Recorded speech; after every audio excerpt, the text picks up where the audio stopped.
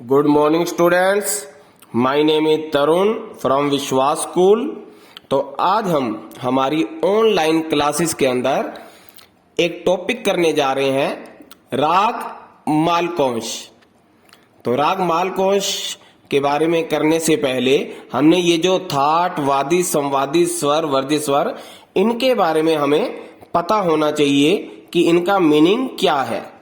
सबसे पहले थाट के बारे में हम जानेंगे कि थाट क्या होता है। थाट होता है जो रागों को जन्म देते हैं, उन्हें थाट कहते हैं। इसे राग का पिता भी कहा जा सकता है। कुल 10 थाट हैं जो कि पंडित विष्णु नारायण भातखंडे जी ने हमें बताए। तो थाट, ये जो राग मालकोश का ये जो थाट है वो है भैरवी। उसके बाद है वादी, मतलब भैरवी थाट में से ये राग मालकोश निकल कर आया है। उसके बाद है वादी। वादी स्वर होता है जो स्वर राग में सबसे ज्यादा प्रयोग किया जाता है, उसे उस राग का वादी स्वर कहा जाता है। जैसे कि ये जो मां मध्यम जिसे बोल दिया जाता है, ये जो स्वर है राग मालकोश का वादी स्वर है, क्योंकि ये मालकोश राग में सबसे ज्यादा प्रयोग किया जा रहा है इस स्वर को। उसके बाद है संवादी स्वर। संवादी स्वर होता है जो स्वर राग में वादी स्वर की अपेक्षा कम प्रयोग किया जाता है, उसे संवादी स्वर कहते हैं। जैसे इस राग का, राग मालकोश का संवादी स्वर है सा, जिसे षडज भी बोल दिया जाता है। ये रूप आपको बताए गए हैं। जैसे सा को षडज कहते हैं, रे को ऋषभ, गा को गंधार, मां को मध्यम, पा को पंचम, धा को धैवत और नी को निषाद, ये आपको बताए गए हैं। तो संवादी स्वर इस राग का है सा षडज। उसके बाद है स्वर। स्वर मतलब इस राग के अंदर कोमल स्वर कौन कौन से लग रहे हैं। एक तो गा, धा और नी।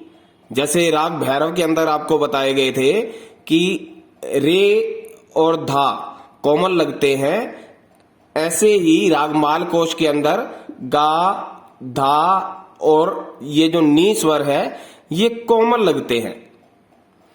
तो ये राग मालकोश के कोमल स्वर हैं गा, धा और नी। उसके बाद है वर्जित स्वर। वर्जित स्वर का मतलब जो स्वर राग में नहीं लगते, उन्हें उस राग के वर्जित स्वर कहा जाता है। जैसे रे और पा पूर्णतया वर्जित। पूर्णतया का मतलब ना तो ये आरोह में लगते हैं और ना ही ये अवरोह में लग रहे हैं। देखो आरोह में सा रे नहीं है, मतलब वर्जित है। गा कोमल बताया आपको, मां धा भी कोमल, नी भी कोमल, सा मतलब रे और पा वर्जित हैं, आरोह में भी नहीं है और अवरोह में भी नहीं है। इसलिए यहां लिखा कि रे और पा पूर्णतया वर्जित, मतलब पूर्ण रूप से वर्जित नहीं है, मतलब इस राग के अंदर रे और पा नहीं लगते। तो रे और पा मतलब 7 स्वर माने गए हैं। 7 में से अगर 2 चले जाते हैं, स्वर नहीं लग रहे ना आरोह में ना अवरोह में, तो जाति, तो इस राग की जाति बन जाएगी ओडव। ओडव क्योंकि आरोह में भी 5 स्वर लग रहे हैं। जैसे आपको बताया था जातियां 3 होती हैं, ओडव, शाडव, संपूर्ण। तो ओडव का मतलब 5 स्वर, शाडव 6 स्वर और संपूर्ण का मतलब बताया था 7 स्वर। तो ओडव आरोह में भी 5 स्वर लग रहे हैं, रे और पा वर्जित हैं, तो 5 बन गए। 7 में से 2 चले जाते हैं। तो ऐसे ही अवरोह में भी 5 स्वर हैं। देखो आरोह 1 2 3 4 5, ऐसे ही अवरोह में 1 2 3 4 5। तो आरोह और अवरोह दोनों में 5-5 स्वर लग रहे हैं। तो इस राग की जाति ओडव। ओडव मतलब 5 स्वर आरोह में और 5 ही अवरोह में, ओडव ओडव। उसके बाद है समय। इस राग को गाने बजाने का समय क्या है। जैसे आपको बताया था कि पंडित विष्णु नारायण भातखंडे ने दिन के जो 24 घंटे थे उनको 12-12 घंटे में डिवाइड कर दिया था, बांट दिया था कि 12 घंटे दिन के और 12 घंटे रात के, और उसके आगे फिर पैर बना दिए थे 3-3 घंटे के। जैसे दिन का पहला पैर दिन का दूसरा पहर, दिन का तीसरा पहर और दिन का चौथा पहर। ऐसे ही रात्रि के भी 4 पहर बन गए थे, 3-3 घंटे के। रात्रि का पहला पहर, दूसरा पहर, फिर रात्रि का तीसरा पहर और रात्रि का चौथा पहर। और ये जो राग मालकोश है, इस राग को गाने बजाने का जो समय है मध्य रात्रि। मध्य रात्रि मतलब रात्रि का तीसरा पहर। इसको जो गाने बजाने का समय है रात्रि का तीसरा पहर है। उसके बाद है संप्रकृतिक राग। संप्रकृतिक राग का मतलब है मिलता जुलता राग। इस राग से मिलता जुलता राग मालकोश से मिलता जुलता राग कौन सा है? वो है, एक तो है चंद्रकोश और भैरवी। चंद्रकोश एक राग का नाम है। जैसे आपको बताया था ना कि राग में जैसे ये सा गा मा धा नी सा, ये स्वर है। अगर हम इसमें एक स्वर को ऐड कर देते हैं या एक स्वर हटा देते हैं तो राग चेंज हो जाता है। तो एक स्वर से अगर कोई मिलता जुलता, बाकी स्वर वही लग रहे हैं, तो उसको बोलते हैं मिलता जुलता राग। तो संप्रकृतिक राग, राग मालकोश का मिलता जुलता राग है चंद्रकोश और भैरवी। उसके बाद है आरोह। आरोह का मतलब जाते समय इसके स्वर कौन कौन से लग रहे हैं। जब हम सीधा जाते हैं, सा, जैसे आपको बता दिया, रे और पा तो वर्जित ही है पूर्ण रूप से। सा, फिर रे वर्जित, गा कोमल, मा, पा वर्जित है, धा कोमल, नी कोमल और सा। सा गा मा धा नी सा। गा धा नी कोमल कर देने हैं। उसके बाद है अवरोह। अवरोह में इसका उल्टा हो जाएगा। सा, नी कोमल है, धा कोमल, मा, फिर गा कोमल और फिर सा। सा नी धा मा गा सा। रे और पा अवरोह में भी वर्जित हैं। तो इसमें भी वर्जित, इसमें वर्जित, तो 7 में से 2 चले गए तो जाति ओडव ओडव। उसके बाद है पकड़।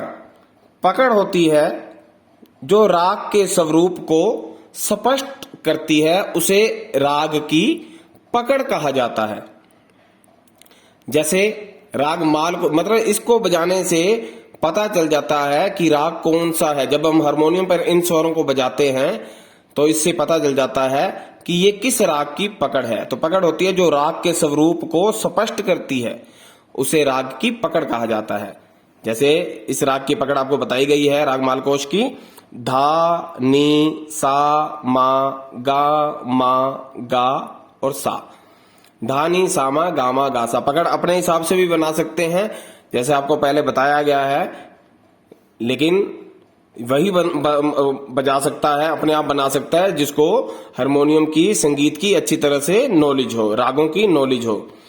तो आप ये पकड़ इसको याद कर सकते हैं, धा नी सा मा गा सा। लेकिन इसमें आप गा, धा और नी इसको कोमल करेंगे, क्योंकि कोमल स्वर, इस राग के जो कोमल स्वर हैं वो गा, धा और नी है।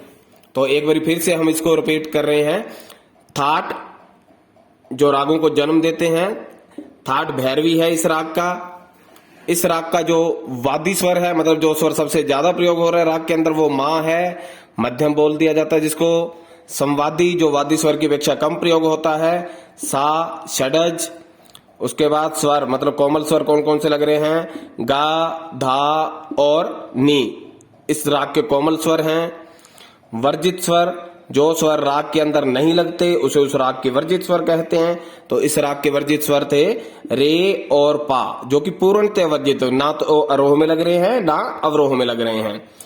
और जाति, इस राग की जो जाति है ओडव ओडव, क्योंकि आरोह में भी 5 स्वर थे और अवरोह में भी 5 स्वर थे। जातियां 3 आपको बताई थी, ओडव, शाडव, संपूर्ण। तो 5 हैं तो ओडव बन गई। आरोह में भी 5, अवरोह में भी 5, ओडव ओडव।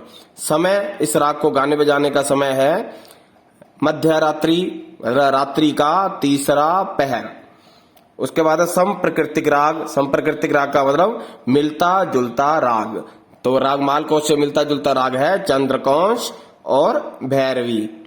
आरोह, इस राग के आरोह में जो स्वर लग रहे हैं वो है सा, फिर रे वर्जित है, गा कोमल, मा, पा वर्जित है, धा कोमल, नी कोमल और सा। और अवरोह में इसका उल्टा हो जाएगा, सा, नी, धा, पा वर्जित है, मा, गा कोमल, रे वर्जित है और फिर सा। उसके बाद बताइए आपको पकड़, कि जो राग के स्वरूप को स्पष्ट करती है उसे राग की पकड़ कहा जाता है। तो धा, नी, सा, मा, गा, सा, ये इस राग की पकड़ है, मतलब जिससे राग का स्वरूप स्पष्ट हो रहा है।